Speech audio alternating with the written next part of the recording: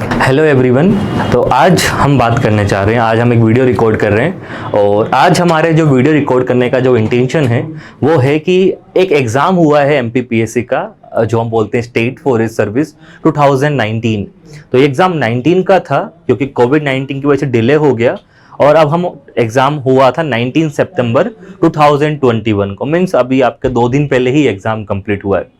तो हम आज बात करना चाहेंगे उसी एग्ज़ाम को लेके क्या क्वेश्चंस पूछे, और हमारा टॉपिक जो है वो है रोल ऑफ एनवायरनमेंट, पर्यावरण की भूमिका। मीन्स इस एग्जाम में एनवायरनमेंट कितना इंपॉर्टेंस रखता है, कितने क्वेश्चंस एनवायरनमेंट से आए हैं, ये सब हम आज इसमें टॉपिक में देखना चाह रहे हैं। तो हम इसमें पहली बात करेंगे कि क्या एग्जाम का पैटर्न रहा, कितने क्वेश्चंस आए हैं एनवायरनमेंट से। दूसरा, कौन से क्वेश्चंस आए हैं, किस टॉपिक से क्वेश्चंस आए हैं, किस टॉपिक को ज्यादा इंपॉर्टेंस दी है पीएससी ने। और तीसरा, फ्यूचर क्या, क्योंकि ये जो एग्जाम पैटर्न था ये पुराने पे हुआ, अब 20 ऑनवर्ड सिलेबस चेंज हो गया है पीएससी का, उन्होंने पेपर पैटर्न को चेंज कर दिया है, नेगेटिव मार्किंग इंट्रोड्यूस कर दी है, तो आपका सिलेबस अलग है। तो अब हमें क्या करना पड़ेगा, हम इस एग्जाम पैटर्न को समझ के कौन से क्वेश्चंस एनवायरनमेंट से आए हैं और फ्यूचर में कैसे क्वेश्चंस आ सकते हैं, हम उसी को डिस्कस करेंगे।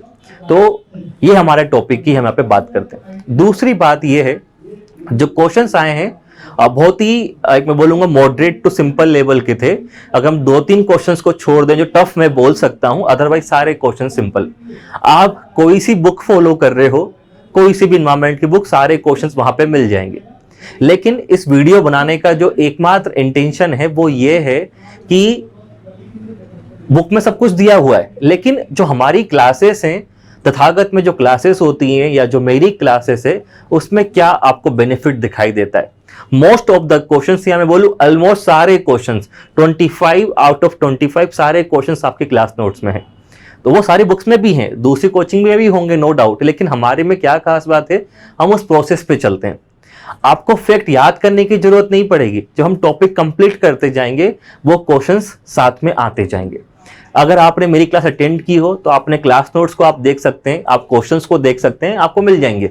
या आपने लास्ट जो लॉकडाउन था उसमें हमने जो ऑनलाइन क्लासेस ली थी, जो वीडियो आपको सेंड किए थे, उन वीडियोस में सारे आंसर छुपे हुए हैं, और जो आपको तथागत से नोट्स भी मिले हैं वो भी सारे कंटेंट आपको उसमें मिल जाएंगे। तो कुछ भी बाहर नहीं है। तो हमारा मकसद ये है कि हम कैसे कम से कम रिसोर्स में, आपको रिसोर्स में से मोस्ट जो आउटपुट हो सकता है आपको दे सकें, maximum output from limited resource. आपको एक मोटी बुक पढ़ने की जरूरत नहीं है, आपको हम कम से कम टाइम पे मैक्सिमम क्वेश्चंस दे रहे हैं, यही हमारी एक स्पेशलिटी है। तो हम इसी को आगे लेके चलते हैं कि हम क्या बात करने जा रहे हैं। तो एग्जाम हुआ है आपका 19 सितंबर को, और उस एग्जाम की हम बात करते हैं तो हम 3 चीजों पर बात कर रहे हैं। एग्जाम को एनालिसिस करेंगे एनवायरनमेंट का ओनली, बाकी टॉपिक हमारे काम के नहीं है क्योंकि सिलेबस चेंज हो चुका है। दूसरा, कहां से क्वेश्चंस बने हैं, और तीसरा, फ्यूचर क्या है। तो पहले अगर हम बात करते हैं तो एनवायरनमेंट टॉपिक से 25 क्वेश्चंस थे आपके। पेपर 2 पेपर होते हैं, एक होता है कंबाइंड जीएस का, एक होता है जिसमें एनवायरनमेंट के अराउंड 20 क्वेश्चंस पूछते हैं। टोटल 25 क्वेश्चंस इस बार एनवायरनमेंट से थे, और ये 25 क्वेश्चंस आपके थे climate change, global warming, pollution.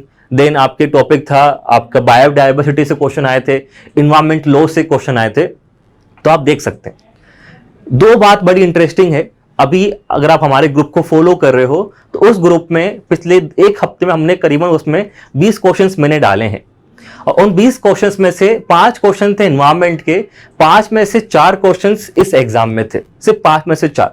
तो मीन्स हम उस जो प्रोसेस होती है हम उसी को फॉलो कर रहे हैं। दूसरी बात, एक वीडियो मेरा ऑलरेडी अपलोडेड है यूट्यूब पे, आप उसको देख सकते हैं, उसमें से भी 2 क्वेश्चन डायरेक्ट आए।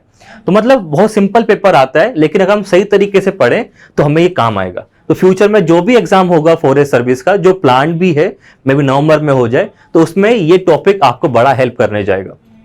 तो हम इसी की बात करते हैं कि क्या क्वेश्चंस आए और क्या सोर्सेस हैं, तो आपको क्या पढ़ना चाहिए। पहला क्वेश्चंस जो इस साल आपकी पीएससी में भी आया था प्रीलिम्स में, वो था ग्रासलैंड्स के ऊपर। तो इस बार भी पीएससी प्रीलिम्स में ग्रासलैंड्स पूछे थे और उनका एरिया पूछा था। सेम क्वेश्चन रिपीट हुआ है कि कौन सी कंट्री में कौन सा ग्रासलैंड मिलता है, या कौन से कॉन्टिनेंट में कौन से ग्रासलैंड मिलते हैं। तो हम सभी जानते हैं ग्रासलैंड कौन से, नॉर्थ अमेरिका में मिलता है आपका प्रेरी, साउथ में मिलता है पंपास, यूरोप में मिलता है स्टेपी। तो मीन्स बड़ा ही सिंपल क्वेश्चन, तो बहुत सिंपल क्वेश्चन है, आपसे बन भी जाएगा। और हमारे जो मैंने कहा आपको, जो मैंने वीडियो बनाए थे, जो मैंने स्लाइड्स आपको दी थी, उसमें डायरेक्ट क्वेश्चन था। टेम्परेट ग्रासलैंड मैंने मेंशन किए, टॉपिकल भी लिखे हुए हैं और उनके एग्जाम्पल लिखे हैं। तो हमारे पास ज्यादा कंटेंट है लेकिन बड़ा ही सिंपल क्वेश्चन उन्होंने पूछा। तो ये आपने वीडियो अगर देखें तो आपको मिल जाएगा उसका आंसर, ये आपके क्लास नोट्स में होता है, ये जनरली सभी जगह भी होता है। एक क्वेश्चन ये आया हुआ है। दूसरा क्वेश्चन, ये बड़ा इंटरेस्टिंग पार्ट है क्योंकि आपके सिविल सर्विस में इसका टॉपिक मेंशन है पोल्यूशन, क्वेश्चन वहां से आते हैं। इस बार फॉरेस्ट सर्विस में 3 क्वेश्चन थे जो पोल्यूशन से आए, अराउंड 3 क्वेश्चन। तो अगर हम फ्यूचर मान के चले, क्योंकि आपका जो नेक्स्ट सिलेबस भी है उसमें ज्यादा पोर्शन है एनवायरमेंट का, वहां से भी क्वेश्चन बनेंगे। इस बार 3 क्वेश्चन आए हैं पोल्यूशन से, और मैंने आपको सिर्फ पैराग्राफ ही दिखाया था। एक आप जब अपने नोट्स आप खोलेंगे, एक पैराग्राफ, उसमें 3 क्वेश्चन आपको सीधे से दिख जाएंगे।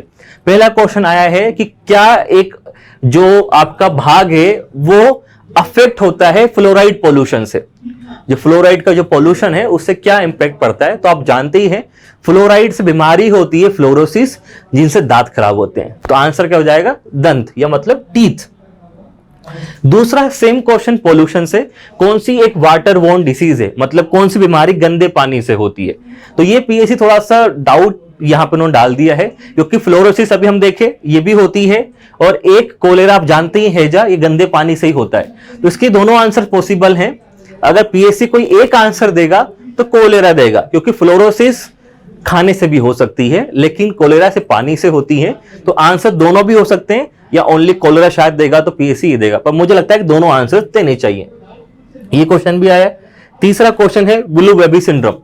ब्लू बेबी सिंड्रोम किस एक पॉल्यूटेंट की वजह से होता है। ब्लू बेबी सिंड्रोम का एक और नाम है मिथेमोग्लोबिनेमिया, ये नाम उसका एक और है, और ये मिलता है नाइट्रेट पोल्यूशन से। जब पानी में नाइट्रेट्स ज्यादा होते हैं तो उससे आपको ब्लू बेबी सिंड्रोम देखने को मिलता है। ये 3 क्वेश्चन 3 पोल्यूशन से जुड़े हुए सीधे क्वेश्चन आए थे, और जो आपके नोट्स में भी है, जो पैराग्राफ मैंने लिखाया था, एक टॉपिक हम पढ़ते हैं, कॉमन पॉल्यूटेंट्स करके आपके टॉपिक था वीडियो के अंदर, और मैंने लाइन से लिखे, आप देख सकते हैं। फ्लोराइड से होता है fluorosis, knock knee syndrome, last time PSC prelims में आया था नोक-नी सिंड्रोम। नाइट्रेट होता है blue baby syndrome, also known as methaemoglobinaemia. Then cadmium से होता है इटाई। नेक्स्ट है मरकरी था मीना माता। तो हमने सारी एक ही जगह क्या लिख रखे हैं, सारे पॉल्यूटेंट से होने वाली बीमारी हमने साथ में लिख रखी है। तो मतलब ये 3 क्वेश्चंस आपको सिर्फ एक पैराग्राफ से देखने को मिल रहे हैं। तो ये हमारी जो हम बोल रहे हैं ना कि प्रोसेस है, ये सभी लोग जानते होंगे, लेकिन शायद आप अलग अलग जगह पढ़ रहे होंगे। हमने एक ही सोर्स पे कंसाइज करके आपको प्रोवाइड कराया था, तो ये हमारे उसमें स्पेशलिटी हो जाती है। देन मोस्ट इंपॉर्टेंट क्वेश्चन एक और जो आया, और ये बड़ा इंटरेस्टिंग क्वेश्चन है, ये आपके ग्रुप पे अपलोडेड भी है उसके फॉर्म में, क्यूज की फॉर्म में, कि इकोसिस्टम किसने कॉइन किया। अभी हम 4 दिन पहले मैंने क्वेश्चन पूछा था आपसे, तो इकोसिस्टम किसने कॉइन किया, आपके आर्थर टेंसले, जो टेंसले हैं उन्होंने कॉइन किया इकोसिस्टम। और मैंने ये आपके जो हम पढ़ रहे थे ऑनलाइन क्लासेस में, तो मैंने एक टॉपिक दिया था आपको, जो हम पढ़ रहे थे, आपका पूरा टॉपिक बेसिक बायोडाइवर्सिटी हम टॉपिक पढ़ रहे थे। मैंने लिखा था कि कुछ फैक्ट आपको याद करने चाहिए पीएससी के लिए, और क्या फैक्ट थे आपके। मैंने कहा था कि इकोसिस्टम किसने दिया, आर्थर टेंसले ने। इकोलॉजिकल निके किसने दिया, जोसेफ ग्रिनल ने। इकोलॉजी किसने कॉइन किया, आपके हैकेल ने। और वर्ल्ड स्प्रेड बनाते हैं 20 मार्च को। तो ये सब उन्होंने कहा था आपको ये याद रखने, और क्वेश्चंस इसी फैक्ट्स जो पीएससी के होते हैं उसी से क्वेश्चन बना आपका। देन 15th, ये उन्होंने क्वेश्चन पूछा कि एक्वेटिक इकोसिस्टम में बायोमास का पिरामिड कैसा होता है। अगर हम एक्वेटिक इकोसिस्टम में जाए और बायोमास का पिरामिड निकाले तो बड़ा सिंपल है, क्योंकि टेरेस्ट्रियल का जो पिरामिड होता है वो अपराइट होता है। मतलब उसमें क्या होता है, प्रोड्यूसर्स बहुत सारे होते हैं, कंज्यूमर कम होते चले जाते हैं, तो वो अपराइट बनता है। लेकिन एक्वेटिक सिस्टम में उल्टा बनता है। उल्टा क्यों बनता है, क्योंकि वहां पर प्रोड्यूसर्स क्या हैं, मेनली है फाइटोप्लैंक्टन। और फाइटोप्लैंक्टन जो होते हैं, पादप प्लवक, बहुत छोटे साइज के होते हैं, उनका बायोमास होता ही नहीं है, इसलिए यहां पे क्या होगा, उल्टा बनेगा। आप ऊपर जाते जाएंगे, नंबर ऑफ स्पीशीज बढ़ती जाएंगी, बायोमास बढ़ता जाएगा, तो यहां पे उल्टा होता है, इसीलिए आंसर क्या है इसका, उल्टा। और ये हमने कब पढ़ा था, जब हमने टेबल पढ़ी थी, यहाँ पे मैंने एक टेबल ड्रॉ की थी, और यहाँ पे आपकी एक्वेटिक या ओशन बायोम की मैं बताया था कि सबसे पहले फाइटोप्लैंक्टन होते हैं, जू प्लैंक्टन, फिश, शील, शार्क। जो जितनी आप ऊपर जाते जाएंगे बड़ी बड़ी मछलियां मिलेंगी और हैवी मिलेंगी, तो उनका बायोमास ज्यादा होता है। बायोमास मतलब सिंपल वेट की हम बात करते हैं, तो वहां पे ज्यादा वेट है हायर लेवल पे। टेरेस्ट्रियल में हायर लेवल पे वेट कम हो जाता है, इसलिए टेरेस्ट्रियल में जो बनता है पिरामिड वो बनता है बिल्कुल अपराइट। लेकिन अगर आप जाएंगे पानी के अंदर एक्वेटिक इकोसिस्टम में तो आपका जस्ट उल्टा बनेगा, सिंपल सा। तो रिवर्स बनेगा आपका क्या, ये, इसलिए आंसर क्या हो जाएगा इसका, उल्टा बनता है। तो अगर आप देखेंगे तो आपको यहां पे उल्टा दिखाई देगा इकोसिस्टम में। देन नेक्स्ट क्वेश्चंस, ये क्वेश्चन था कॉमन, एसिड रेन के अंदर कौन सा एक जो एसिड है वो मैक्सिमम अमाउंट में रहता है। तो ये भी हम पढ़ते हैं कि एसिडिक रेन होती है तो उसमें नाइट्रिक एसिड होता है, सल्फ्यूरिक एसिड होता है और कार्बनिक एसिड होता है। तो बड़ा सिंपल सा इसका आंसर बन जाएगा आपका सल्फ्यूरिक एसिड। सबसे बड़े अमाउंट में सल्फ्यूरिक एसिड रहता है। कार्बनिक एसिड तो नॉर्मल रेन के अंदर भी रहता है, वो बड़ा रोल प्ले नहीं करता, लेकिन जो इसको बनाता है मेन एसिड रेन वो आपका यही है। और हमने यहां मेंशन किया था टॉपिक के अंदर, एसिड रेन के अंदर एसिड रेन क्या होती है, हमने मेंशन किया था बड़ा पार्ट रहता है किसका, H2SO4 का। तो सल्फ्यूरिक एसिड बड़ी मात्रा में रहता है, तो ये एक खास बात है एसिड रेन की। और मैंने क्वेश्चन पूछा भी है आप लोगों से, क्योंकि जो नॉर्मल रेन भी होती है वो भी स्लाइटली एसिडिक होती है due to presence of carbonic acid, लेकिन जब उसमें H2SO4 ज्यादा हो जाएगा then it will become acid rain, ये हमने देखा था। देन एक और बड़ा क्वेश्चन जो आप सभी जानते हैं, सबसे बड़ा सोर्स कार्बन का क्या उनको बोलते हैं, सबसे बड़ा रिजर्वोयर ग्लोबल कार्बन का क्या है, मीन सबसे बड़ा कार्बन सिंक क्या है, इसका जो मीनिंग है वो यही है, सबसे बड़ा कार्बन सिंक। तो आप जानते हैं जब हम पढ़ते हैं ओशियंस, मैंने बात भी की थी, ओशियंस में जो फाइटोप्लैंक्टन होते हैं वो सबसे बड़े कार्बन सिंक का काम करते हैं। इस वर्ल्ड का 20% से ज्यादा कार्बन सिंक अकेले ओशियन करता है। तो जो सोर्स है या जो रिजर्वोयर है कार्बन का सबसे बड़ा वो है आपका ओशियन, तो इसका आंसर ओशियन है। एटमॉस्फेयर में काफी कम होता है, जो मेन सोर्स है वो है ओशियन। जो आप पढ़ते भी हैं कई बार, आपको याद भी हो, पढ़ते इवोल्यूशन ऑफ अर्थ, तो पहले अर्थ में ज्यादा थी कार्बन डाइऑक्साइड, रेन होती है तो पूरा जो कार्बन डाइऑक्साइड चला जाता है ओशियंस के अंदर। तो ओशियन जो है वो है आपके main. Then 20th international biological diversity day. International biodiversity day कब बनाया जाता है, ये क्वेश्चंस भी हम बात करते हैं जब हम टॉपिक पढ़ रहे थे बायोडायवर्सिटी, तो उसको बचाने के लिए इंटरनेशनल लेवल पे क्या क्या एफर्ट्स किए गए, ये टॉपिक हम लोग पढ़ते हैं इंटरनेशनल इनिशिएटिव्स। तो वो क्या था, तो उसमें हमने एक लिस्ट बनाई थी, उस हमने क्या मेंशन किया था, बायोलॉजिकल डायवर्सिटी डे। और ये क्वेश्चन इंटरेस्टिंगली पीएससी मेंस में भी पूछ चुका है। तो पीएससी के क्वेश्चंस रिपीट चलते हैं प्रीलिम्स में, मेंस में, प्रीलिम्स में, तो इसलिए हमेशा बोलता हूं आप पीएससी की प्रोसेस को फॉलो करें। जहां से क्वेश्चंस आए हैं उस क्वेश्चंस को आप ड्रॉप ना करें, उनको तैयार करके चलें। तो ये क्वेश्चन भी पीएससी 2018 के मेंस में आया था, आप चेक कर सकते हैं। तो ये जानते हैं 22 मई को होता है, जो मैंने कहा था हम पढ़ते भी कहां पे, ये हमने पढ़ा था इस जगह, मैंने लिखा था इंटरनेशनल इनिशिएटिव्स जो लिए गए हैं बायोडायवर्सिटी को बताने के लिए। तो उसमें IUCN, CBD, साइट्स हमने सारे मेंशन किए, और लास्ट में लिखा था मैंने इंटरनेशनल बायोडायवर्सिटी डे 22 मई। तो ये भी आपके नोट्स में है, आपके वीडियो में आपको मिल जाएगा। तो बड़ा सिंपल सा था जो हमारी स्लाइड्स में से हमने लिया है। 23rd, ये एक और क्वेश्चन आप देख सकते हैं, मैंने लिस्ट भी दी थी इंडियन इनिशिएटिव कौन कौन से बायोडायवर्सिटी के लिए, मैंने सारी लिस्ट बना के दी थी हर एक्ट की विद ईयर के साथ, कि आपका वाइल्ड लाइफ एक्ट कब का है, आपका फॉरेस्ट कंजर्वेशन एक्ट कब का है, या बाकी टॉपिक्स कब के, मैंने लाइन से किए थे और हम सबको डिटेल में पढ़े भी थे। तो जो भी क्लासेस अटेंड किए हैं आप जान सकते हो, सारी चीज आपके पास टू द पॉइंट और क्लास नोट्स के फॉर्म में होगी, ये सारे हमने पढ़े हैं। और यही क्वेश्चन इस बार फिर से आया है, जो क्वेश्चन था, जो क्वेश्चन शायद मिस हो गया, ये बायोडायवर्सिटी एक्ट ऑफ इंडिया कब पास हुआ, ईयर पूछा है। ईयर आपको भी पता है 2002 है, तो उसमें कोई बात ही नहीं, लेकिन आप पढ़ते हैं पर हम एक प्रोसेस में इसको डील कर रहे हैं। जो मैंने कहा आपको पूरी मैंने लिस्ट बना के दी थी इंपॉर्टेंट जो हमने एफर्ट्स किए हैं बचाने के लिए डायवर्सिटी को, लाइन से ईयर है। तो आज पूछा है कुछ और, कल कोई दूसरा पूछ ले। जैसे मुझे याद है 2018 में आया था वाटर पोल्यूशन एक्ट, तो एक्ट हमेशा आते हैं। इस बार जो नया सिलेबस है उसमें मेंशन है कई सारे एक्ट्स, तो आपको सारे एक्ट्स टू द पॉइंट आपके नोट्स में मिल रहे हैं। ये हमारी क्लासेस की एक मेन फीचर्स आपको दिखती हैं। देन एक और बड़ा इंटरेस्टिंग क्वेश्चन, शायद ये आपको टफ लगे, ये क्लाइमेक्स स्पीसीज कौन सी होती हैं? तो ऑप्शन दिया था क्लाइमेक्स स्पीसीज का। तो क्लाइमेक्स स्पीसीज वो होती हैं जो इकोलॉजिकल सक्सेशन के बिल्कुल एंड में मिलती हैं। तो ये इसका ऑप्शन है थर्ड। तो organisms thriving in the last stage of succession, जो इकोलॉजिकल सक्सेशन होता है उसके लास्ट में मिलती है। और मैं इसको कहां पढ़ा था? मैंने एक टॉपिक डिस्कस किया था सक्सेशन, प्राइमरी सक्सेशन, कि जहां पे पहले कुछ नहीं होता, रोक्स पे लाइकन्स आएंगे, सोइल बनेगी, प्लांट लगेंगे, प्लांट बढ़ते जाएंगे, और एक लास्ट में क्या होता है, एक सबसे बड़ी कम्युनिटी आती है, हम क्या बोलते हैं, क्लाइमेक्स कम्युनिटी। विद डायग्राम हमने शो किया था, मैंने लिखा भी था, यहाँ पे आप देख सकते हैं। पायनियर स्पीसीज जो सबसे अर्ली आके बैठती है, फिर उसको रिप्लेस करती है इंटरमीडिएट, सबसे लास्ट में होती है क्लाइमेक्स, और जो फाइनल वहां पे रहती है। तो क्लाइमेक्स वो एक आपकी स्पीसीज है जो सबसे लास्ट में आ रही है, किसमें, सक्सेशन में। तो आपको डायग्राम में दिख भी रहा है, pioneer species, intermediate species and last में है क्लाइमेक्स कम्युनिटी। तो सिर्फ डायग्राम से भी आपके क्वेश्चंस बन रहे थे। इस क्वेश्चन का आंसर बड़ा ही सिंपल। 26 यूट्रोफिकेशन। अगर मेरी क्लासेस आप अटेंड कर रहे हैं और यूट्रोफिकेशन ना हो, ऐसा पॉसिबल ही नहीं है।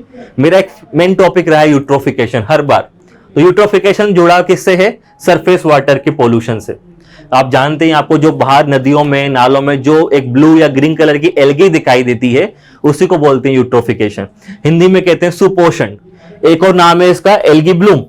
तो ये हम टॉपिक पढ़े थे, लेक्चर 5 था हमारा एक्वेटिक इकोसिस्टम का, एल्गी ब्लूम। तो हम बिच चल रहे हैं लेक्चर वाइज, हम पढ़ते हैं टॉपिक वाइज। टॉपिक था हमारा एक्वेटिक इकोसिस्टम, उसमें हम बात कर रहे थे एल्गी ब्लूम क्या होता है। तो एल्गी ब्लूम इसको बोलते हैं यूट्रोफिकेशन। जब वाटर में आपकी नाइट्रोजन, फॉस्फोरस एंटर कर जाते हैं, agriculture run off, fertiliser run off, तो वहां पे एल्गी की संख्या बढ़ जाती है। This is known as eutrophication. तो यही हमने कहा था, एक्सेसिव ग्रोथ ऑफ एल्गी, इसको बोलते हैं यूट्रोफिकेशन। और ये कहां होता है? सरफेस वाटर में आपको दिखाई देता है। तो ये भी क्वेश्चन था स्ट्रेट फॉरवर्ड, टफ भी बनेगा तो भी आपसे बन जाएगा। 28 कौन सा गैस सेकेंडरी पॉल्यूटेंट है? अगर आप हमारे ग्रुप में हैं या नहीं भी हैं, आप जाके चेक कर सकते हैं। पिछले 15-16 जो क्वेश्चन जो मैंने अपलोड किए, उसमें एक डायरेक्ट क्वेश्चन था, कौन सा सेकेंडरी पॉल्यूटेंट नहीं है। तो सेकंड नहीं पूछा था, यहां पे है पूछा है, और सेम ऑप्शन उन्होंने दिए। सेकेंडरी पॉल्यूटेंट कौन से होते हैं? जो प्राइमरी पॉल्यूटेंट के साथ मिलके बनते हैं। तो कौन सा इनमें से है? ऑक्सीजन प्राइमरी ये है नहीं, CO प्राइमरी है, O3 जो O2 प्लस O से मिलके बनता है, O3 is a secondary pollutant. Similar sulphur trioxide, ये दोनों क्या है? Secondary pollutant. और ये भी हमने पढ़ा है टॉपिक के साथ। मैंने कहा टाइप्स ऑफ एयर पॉल्यूटेंट आपके नोट्स में भी हैं, तथागत के प्रिंटेड नोट्स हैं या क्लास नोट्स हैं, आपको मिल जाएगा। उसमें 2 टाइप के पॉल्यूटेंट होते हैं, सरफेस प्राइमरी और सेकेंडरी। तो प्राइमरी है और सेकेंडरी लिखा है ओजोन और सल्फर ट्राइऑक्साइड।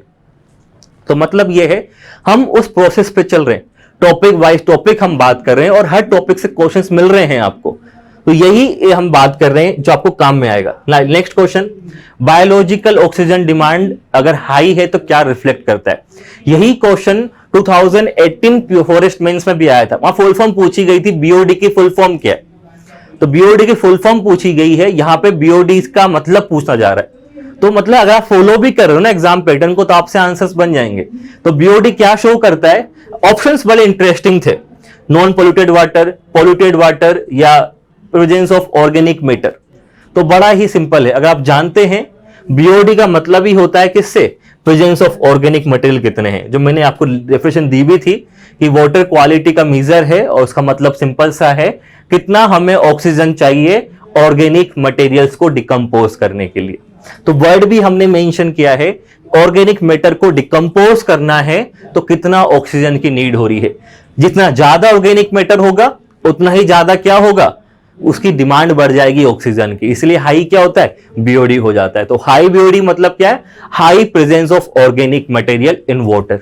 बड़ा ही सिंपल क्वेश्चन। तो टू द वर्ड हम बात कर रहे थे, 4 लाइन ही लिखी है, उससे डायरेक्ट क्वेश्चन पूछा जा रहा है। तो ये क्वेश्चन था बीओडी, फुल फॉर्म पूछे या मीनिंग पूछे, आपसे उसका आंसर बन जाएगा। नेक्स्ट क्वेश्चन है, कौन सी गैस ग्लोबल वार्मिंग के लिए रिस्पॉन्सिबल है? ये क्वेश्चंस मेरी क्लास से सबसे बन जाएगा, मोस्ट कॉमन क्वेश्चन है। आप सभी जानते हैं most potent global warming gas कौन सी है आपकी? Most potent green house gas वो है कार्बन डाइऑक्साइड। 2 ऑप्शन में भी था, CO2, N2O, मीथेन, क्लोरोफ्लोरोकार्बन। अच्छा, ये चारों ही ग्रीन हाउस गैस हैं, ये चारों ही ग्लोबल वार्मिंग करती है, बस अंतर क्या है, CO2 की प्रेजेंस वास्ट अमाउंट में है, बड़ी मात्रा में है, इसलिए CO2 इसका आंसर जाएगा। वरना ये चारों हैं जो हम पढ़ते हैं हमारी क्लासेस में मेजर ग्रीन हाउस गैस में, हम इन चारों को डिटेल में पढ़ते हैं। हम पहले CO2 पढ़े थे कि CO2 मोस्ट अबंडेंट है क्योंकि लार्ज अमाउंट है, इसलिए ये पोटेंशियल ग्रीन हाउस गैस बन जाती है। मीथेन कम अमाउंट में है लेकिन उसका जो टाइम है, मीन्स उसका वार्मिंग पोटेंशियल है, वो ज्यादा होता है। सिमिलर N2O का पोटेंशियल और ज्यादा होता है लेकिन टाइम कम होते जाता है। तो ये है टॉपिक आपका, जो मोस्ट कॉमन आंसर था, वो कुछ स्पेशल क्वेश्चन नहीं है। तो ये इसके बाद अगर हम नेक्स्ट बात करें तो नेक्स्ट क्वेश्चन जो हमारा आया था वो एक क्वेश्चन है, चिपको आंदोलन किस राज्य से संबंधित है।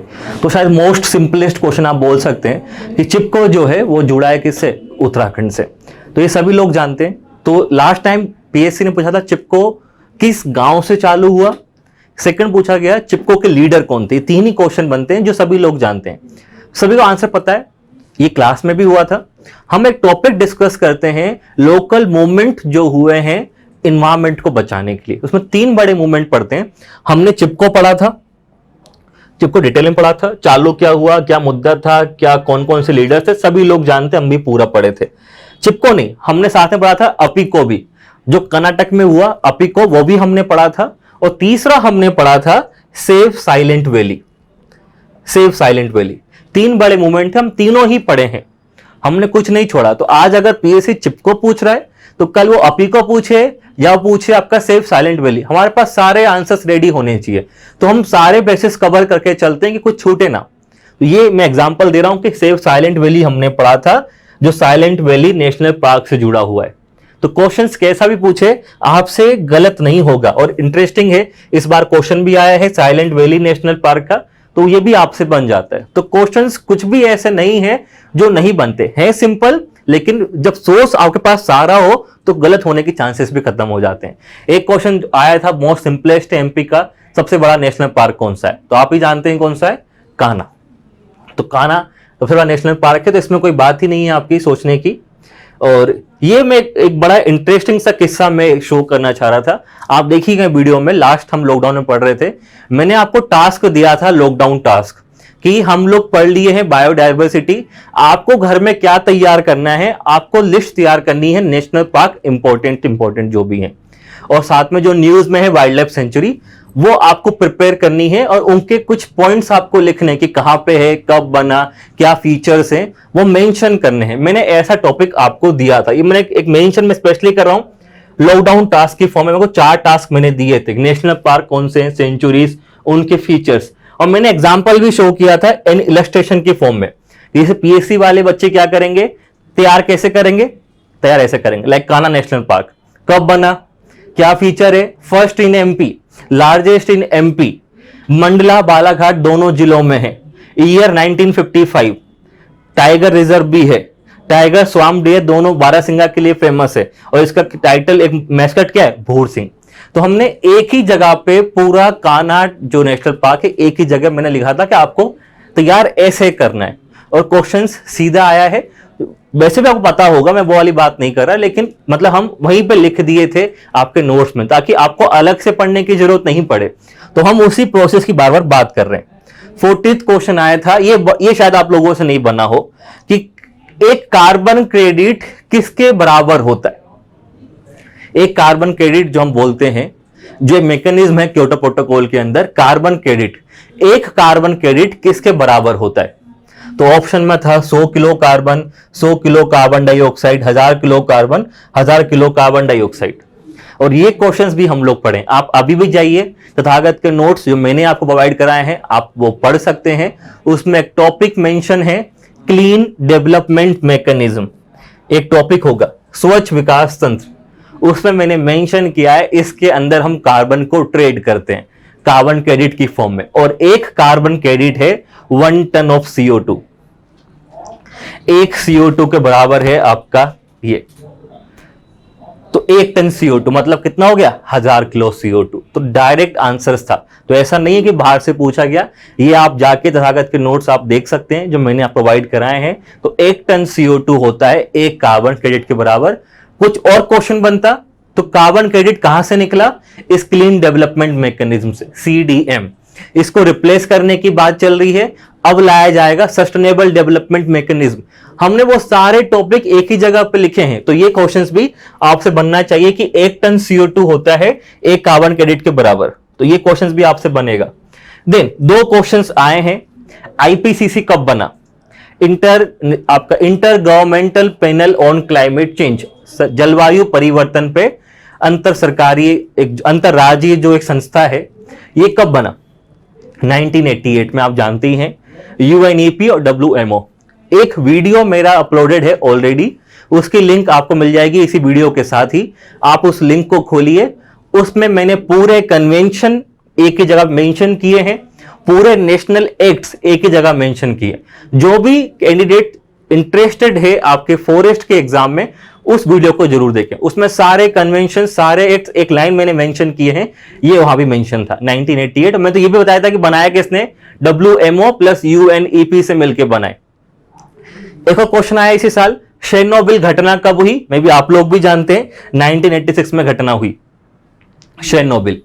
तो दोनों क्वेश्चंस भी थे, और ये दोनों क्वेश्चंस भी आपके क्लास नोट्स में थे। जो मैंने कहा IPCC, पूरा एक मैंने टॉपिक मेंशन किया IPCC के ऊपर, कब बना, क्या काम करती है, इसकी रिपोर्ट क्या बोलती है, जो नई रिपोर्ट आई है वो क्या बोल रही है, पूरा एक टॉपिक आपके क्लास नोट्स में है IPCC के ऊपर। तो ये पूरा क्वेश्चन आपको मिल जाएगा कि UNEP क्या है क्या नहीं है, 1988 में बना WMO प्लस UNEP के द्वारा। तो ये भी आपके क्लास नोट्स में है, और मैंने कहा एक वीडियो अपलोडेड है, आप उसको देख सकते हैं। और ये दूसरा क्वेश्चन जो मैंने कहा शेरनोबिल, हम पढ़ते हैं पूरी केस स्टडी, जो जो इंपॉर्टेंट टॉपिक्स हुए हैं, जो घटना हुई है, हम उनके तैयार करते हैं case study. Like Bhopal gas tragedy की हमारी केस स्टडी है, शेरनोबिल की है, फुकुशिमा डिजास्टर की है, ये सारी केस स्टडी आपके यहाँ मेंशन है, आपके नोट्स में मेंशन है। शेरनोबिल त्रासदी, जगह, विद, कारण हमने पूरा मेंशन किया है। तो शेरनोबिल से भी क्वेश्चंस आपके बने हैं। तो आप देखें, हमने यहाँ 20 करीबन क्वेश्चन डिस्कस किए, 25 करीबन आए थे, 2-3 तो बहुत ही सिंपल थे, ऑलमोस्ट सारे ही सिंपल थे, और सारे क्वेश्चन के सोर्स हमारे पास है। इसका इंटेंशन हमारा ये नहीं है कि सोर्स क्लियर करना कि सब कुछ हमारे यहीं से आया, मीनिंग ये कि हम जिस प्रोसेस को फॉलो कर रहे हैं, सारे आंसर्स आपको मिल जाएंगे, आपको याद कुछ भी नहीं करना पड़ेगा, रटना नहीं है, बस आप टॉपिक हम पढ़ते जाएंगे और आपको आंसर्स मिलते जाएंगे। लाइक हम पढ़ रहे हैं बायोडायवर्सिटी, क्या होती है बायोडायवर्सिटी, क्या टाइप्स होते हैं बायोडायवर्सिटी के, उसकी इंपॉर्टेंस क्या है बायोडायवर्सिटी की, देन क्या थ्रेट फेस कर रहे हैं, क्या कारण है उन थ्रेट्स के, देन गवर्नमेंट ने कुछ इनिशिएटिव्स लिए हैं क्या, इंडिया ने क्या लिए हैं, इंटरनेशनल लेवल पे क्या हुए हैं, हमें और बेहतर क्या करना है, कोई नई स्कीम्स तो नहीं चला रहे, हम वो पूरे टॉपिक एक जगह पे लिख देते हैं। और उसके बाहर ना तो आज तक क्वेश्चन गया है और ना कभी जाएगा। चाहे आप MP बात कर लें, इवन UPSC के अंदर भी वो क्वेश्चन हम बाहर नहीं भेजते। ऐसे हम पढ़ते हैं पूरा पोल्यूशन, ऐसे पढ़ते हैं क्लाइमेट चेंज, सारे आंसर्स आपको एक जगह मिलेंगे कंसाइज फॉर्म में। ये हमारे क्लासेस के स्पेशल फीचर्स की बात हम करते हैं। तो ये तो इस साल के क्वेश्चंस थे मोस्ट सिंपलेस्ट, लेकिन जो वीडियो का मेन इंटेंशन है वो आपको फ्यूचर के लिए तैयार करना। अब फ्यूचर में क्या होगा, ये सिलेबस अब चेंज हो चुका है, अब आ गया है नया सिलेबस, जो मेरा टॉपिक है व्हाट नेक्स्ट। क्योंकि सिलेबस चेंज हो गया है स्टेट फॉरेस्ट सर्विस का, नंबर ऑफ क्वेश्चंस चेंज हो गए। अब पैटर्न एक ही क्वेश्चन, एक ही पेपर आएगा 150 क्वेश्चंस का, 50 क्वेश्चंस MP प्लस अलग टॉपिक्स के रहने वाले हैं, और 100 क्वेश्चंस अलग रहेंगे पूरे के पूरे। एक क्वेश्चन 3 मार्क्स का हो गया अब, और विद नेगेटिव मार्किंग भी हो गई। तो अब जो एग्जाम की टफनेस हो गई है वो ज्यादा हो गई है कि आपको अब 100 क्वेश्चंस प्लस 50 में 150 क्वेश्चन आने हैं। एक क्वेश्चन 3 मार्क्स का है और विद नेगेटिव मार्किंग, +3 होगा या -1 होंगे। तो अब आप उसमें गेसिंग या तुक्के लगा नहीं सकते, you have to be very concise कि जो मुझे पता है मुझे वही आंसर चाहिए। और तो इस एग्जाम में फिर रोल बढ़ जाता है किसका, इस इन्वायरमेंट और फॉरेस्ट्री का, क्योंकि आपको एक्यूरेट आंसर चाहिए। अगर आप डाउट में भी हैं, आपको याद भी नहीं है, तो आपको छोड़ना पड़ेगा। तो इसीलिए जो क्लासेस हम लोग अभी प्लान भी कर रहे हैं, अब हमारा एक पूरा बैच चालू होगा स्पेशली फॉरेस्ट के क्लासेस को लेके, इन्वायरमेंट और फॉरेस्ट के टॉपिक को लेके, वो इसी के लिए प्लान किया है कि आपके क्वेश्चंस गलत नहीं होने चाहिए। तो इन्वायरमेंट अभी सिंपल आया था, अब इससे थोड़ा अच्छा लेवल आएगा विद नेगेटिव मार्किंग, तो हम चाहते हैं कि वो टॉपिक सारे कवर हो। तो ये जो 50 + 100 क्वेश्चन होने वाले हैं, इस 100 क्वेश्चंस में से 50 क्वेश्चंस अकेले एनवायरमेंट और फॉरेस्ट्री से आने वाले। आप अगर सिलेबस देखेंगे 10 यूनिट है पार्ट बी में, जिसमें 100 क्वेश्चन आने वाले हैं, और 10 यूनिट में से 5 यूनिट जो है वो एनवायरमेंट की है। एक में है एनवायरमेंट, एक में है फॉरेस्ट्री, एक में है बायोडाइवर्सिटी, एक में है नेशनल लॉस और एक में फॉरेस्ट यूटिलाइजेशन। मतलब 5 यूनिट जो है वो पूरा जुड़ा है एनवायरमेंट और फॉरेस्ट से। मतलब मिनिमम 50 क्वेश्चंस वो आपको देके जाएगा, मतलब 150 मार्क्स, 150 मार्क्स। तो अराउंड 450 नंबर का पेपर होने वाला है। 150 to 160 सिर्फ कहां से आने वाले हैं? अकेले एनवायरमेंट और फॉरेस्ट्री से। तो मींस आपके पास 40% मार्क्स यही देगा। मोस्ट सिंपलेस्ट टॉपिक होता है, टफ होता ही नहीं है। हम गलती करेंगे तो होगी समस्या, और अब निगेटिव मार्किंग भी हो गई है, तो फिर हमें एक कंसाइज आंसर, करेक्ट आंसर ढूंढने होंगे, तो फिर हमारे लिए इसका इंपॉर्टेंस और बढ़ जाता है। अभी 400 नंबर का पेपर हो रहा था, इस बार का जो पैटर्न था उसमें से 20 क्वेश्चन आ रहे हैं, 200 में से 20, मतलब 10% क्वेश्चन सिर्फ आए। अब 40% क्वेश्चन है एनवायरमेंट के, तो वेटेज ड्रास्टिक चेंज हो गया। अभी जहां आपके 10% क्वेश्चन एनवायरमेंट से है, अब आपको मिलेंगे 40% से। अभी 20 क्वेश्चन अराउंड है 2 मार्क्स के, अब आपको मिलेंगे मिनिमम 50 क्वेश्चन 3 मार्क्स के। तो you can see the difference कि कितना बड़ा रोल प्ले करने जाएगा एनवायरमेंट, क्योंकि बाकी तो बेसिक फिजिक्स, केमिस्ट्री, बायो होगी, ट्राइब्स होंगी, जो आप पढ़ते ही हैं। लेकिन जो आप अभी तक नहीं पढ़ते हैं एमपीपीएससी में, वो आप यही नहीं पढ़ते हैं, एनवायरमेंट वाला सेक्शंस। तो आपका सिलेक्शन अगर होगा तो इस एनवायरमेंट की वजह से होगा। तो यही हमारा आज का वीडियो था, और यही हमारा मोटिव था आज के वीडियो बनाने का, हमारी प्रोसेस।